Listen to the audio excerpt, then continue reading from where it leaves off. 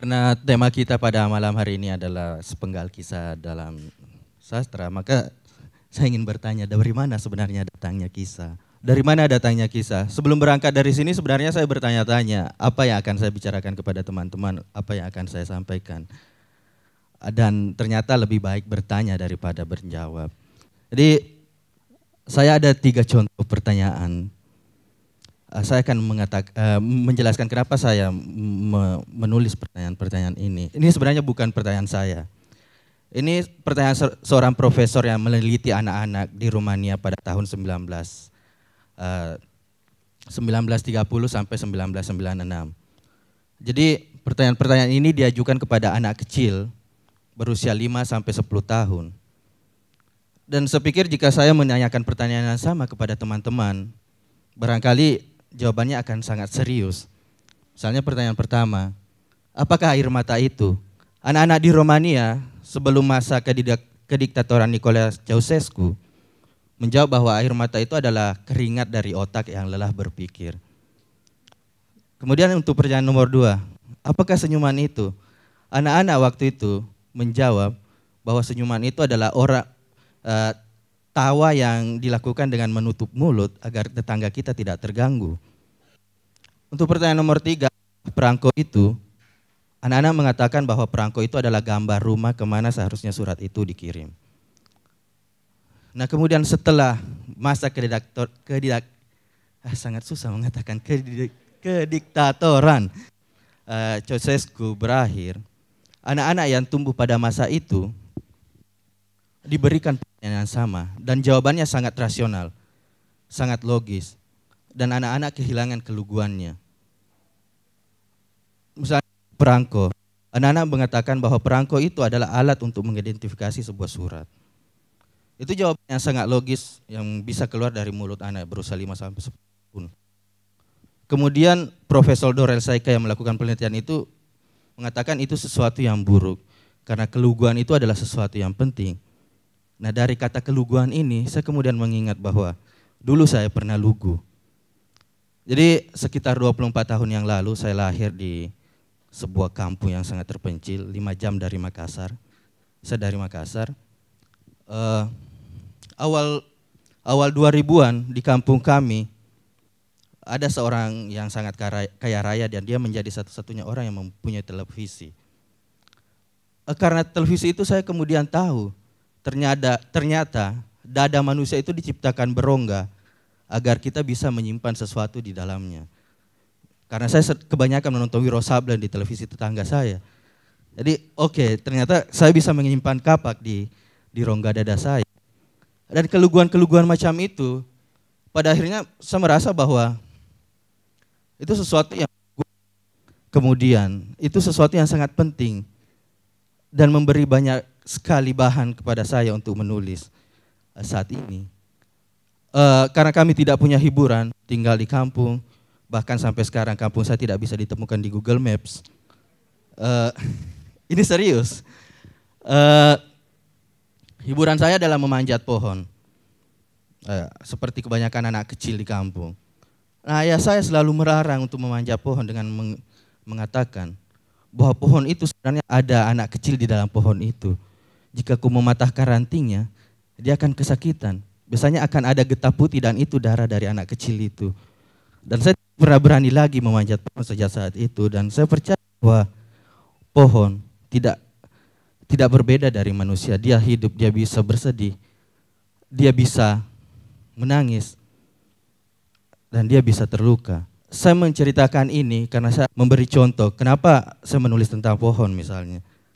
Saya percaya bahwa yang ayah saya pernah ceritakan, apa yang pernah saya tonton di televisi tetangga saya itu Wiro Sableng misalnya, adalah bagian dari cerita. Saya percaya bahwa kita tersusun oleh sejumlah cerita. Hanya saja kita kadang tidak tahu bahwa kita memiliki cerita itu. Kita tidak memberi nama kepada cerita itu atau mungkin kita tidak mengenalinya. Misalnya jika teman-teman baca buku Manuro dan Puya. Puya Kepuya ini di dalam novel ini ada sebuah tokoh yang juga menjadi narator, dan tokoh itu adalah sebatang pohon. Tokoh itu bisa bersedih, bisa marah. Saya tidak sadar dan saya tidak sengaja menciptakan tokoh itu. Dan kemudian ketika saya menarik ke masa belasan tahun yang lalu, ketika ayah saya bercerita tentang anak kecil di dalam pohon, saya kemudian merasa bahwa ya tubuh saya dibentuk oleh peristiwa-peristiwa yang seperti itu. Dan kemudian dengan caranya sendiri dia akan keluar satu demi satu, perlahan demi perlahan menjadi cerita-cerita yang saya tulis. Jadi ini seperti menabung, cerita-cerita dari ayah saya, apa yang saya dengar, apa yang saya saksikan adalah seperti tabungan. Dan ketika saya misalnya menulis Puya Kepuya dengan karakter pohon itu, saya merasa saya sedang membelanjakan tabungan-tabungan saya. Di Manurung misalnya, ayah saya sangat suka bercerita tentang pohon. Nah, jika teman-teman pernah mendengar sebuah epik dari Bugis bernama Lagaligo, di Lagaligo itu ada sebuah pohon yang sangat besar bernama pohon Walendreng. Jadi ayah saya selalu bercerita bahwa dulu seseorang menebang pohon di kampung kami dan pohon itu tumbang dan kau bisa membayangkan seberapa besar pohon itu karena ketika dia tumbang telur-telur burung di pohon itu pecah dan kampung kami banjir oleh telur burung. Saya membayangkan dan saya merasa saya tidak akan lagi memanjat pohon karena ketika pohon itu saya panjat dia akan patah, dia akan tidak tumbuh besar sehingga burung-burung tidak akan bersarang. Saya selalu menunggu burung-burung itu datang bersarang dan menjadi banyak, tapi akhirnya saya menjadi dewasa dan keluguan itu hilang. Ya meski masih lugu tampaknya. Di Manurung ini saya menulis juga tentang pohon itu. Jadi kurang lebih yang ingin saya katakan dengan menjadikan ini sebagai contoh dengan menceritakan bagaimana saya berterima kasih kepada keluguan-keluguan yang masa kecil saya. Mungkin juga teman-teman akan melakukan hal yang sama ketika menyadarinya. Bahwa ya kita adalah seseorang, kita adalah tubuh yang dibentuk oleh cerita-cerita, oleh perjalanan-perjalanan. Dan perjalanan-perjalanan itu akan menjadi sesuatu yang baru ketika kita menuliskannya. Nah, itu kurang lebih bisa menjawab judul dari apa yang pertama saya sampaikan. Dari mana datangnya kisah? Kisah itu sebenarnya datang dari dalam diri kita. Kisah itu membentuk kita. Kisah itu kemudian menjadi sesuatu yang menyatu dengan diri kita dan secara tidak langsung menjadi sesuatu yang kelak akan kita tuliskan jika teman-teman menulis. Contoh pertanyaan di awal slide presentasi ini, saya sengaja melakukan itu karena saya percaya bahwa satu cara saya untuk menemukan gagasan, salah satu cara saya untuk mencari ide, dan selalu, setiap hari bahkan, ketika terbangun dari tidur, saya selalu berusaha bertanya kepada diri saya sendiri. Karena saya pikir, ya hidup ini adalah bertanya dan cara kita menjawabnya adalah terus menjalaninya. Dan pertanyaan itu tidak akan benar-benar tiba pada jawaban yang benar-benar tepat, tapi kita harus selalu bertanya.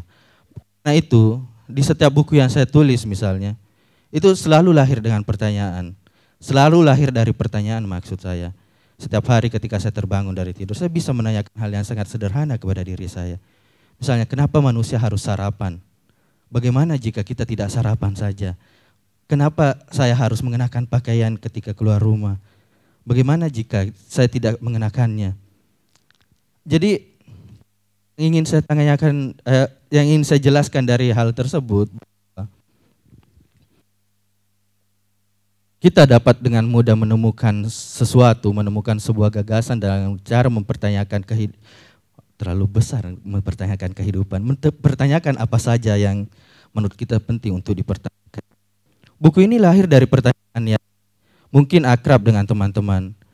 Kenapa kita begitu takut dengan kematian? Jadi novel ini bercerita tentang perjalanan orang-orang di Toraja yang meninggal menuju ke alam baka. Karena kita takut kepada kematian karena kita memandang kematian itu dari kacamata orang-orang yang hidup. Bagaimana jika kita memandangnya dari kacamata orang-orang yang meninggal? Bagaimana kematian itu tampak? Nah itu yang saya lakukan di Puya Kepuya. Jadi yang ingin saya katakan bahwa banyak hal besar yang bisa lahir dari pertanyaan-pertanyaan yang kecil. Saya tidak mengatakan bahwa buku ini adalah buku yang besar, tapi untuk berbagai hal, untuk berbagai kasus, ini bisa saja terjadi. Misalnya pertanyaan yang di awal tadi, itu adalah pertanyaan sangat sederhana yang diajukan kepada anak kecil. Tapi kita bisa melihat bagaimana perubahan, bagaimana peradaban, bagaimana situasi politik, bagaimana keadaan masyarakat kemudian pada masa itu mempengaruhi anak-anak Rumania, dan itu menjadi sangat buruk bagi mereka. Jadi itu satu hal. Melahirkan atau memulai sesuatu bagi saya adalah dengan mempertanyakan sesuatu. Bagaimana saya menulisnya, bagaimana saya kemudian meresponsnya menjadi buku, adalah upaya saya menjawab pertanyaan-pertanyaan tersebut.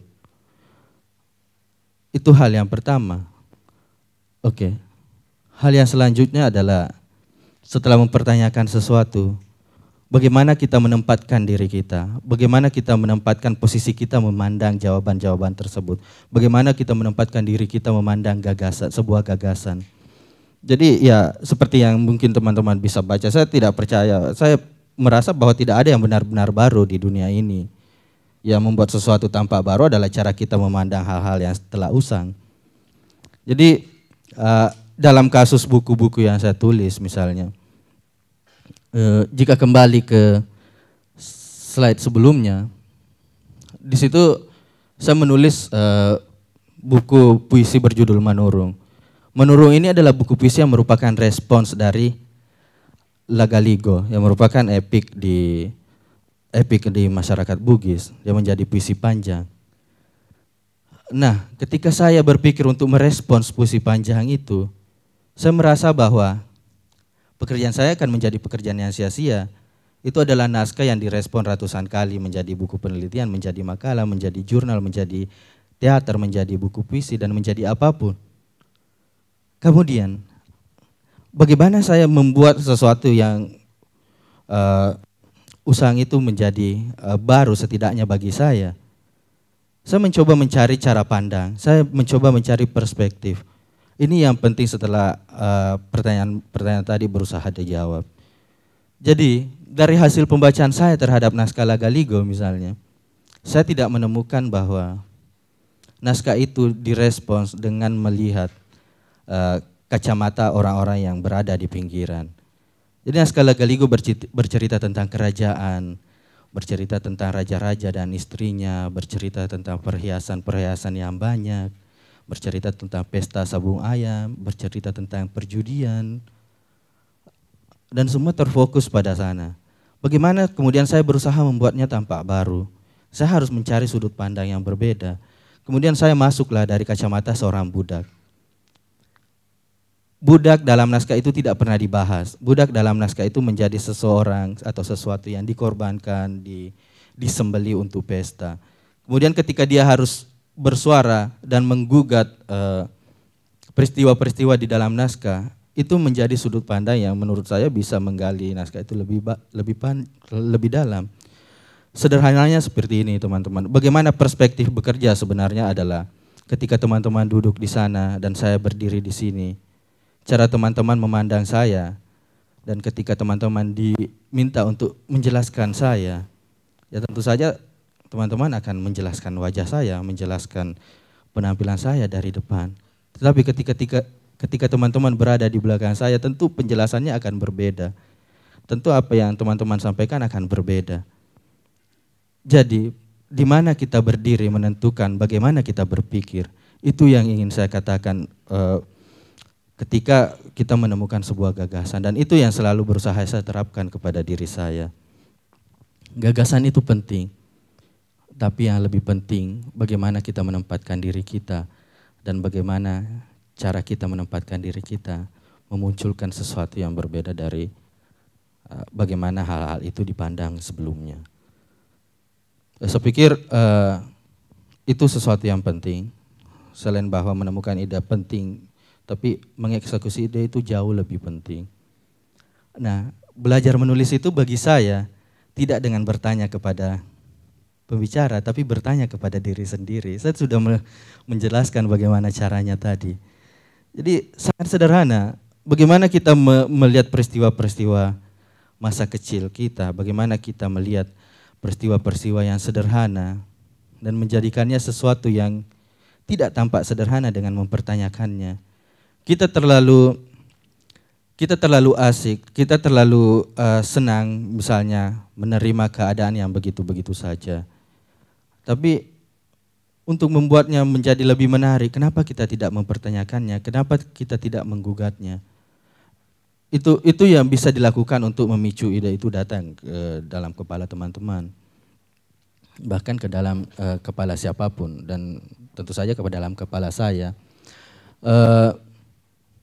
Saya masih ingin bercerita tentu saja, saya masih punya sedikit waktu.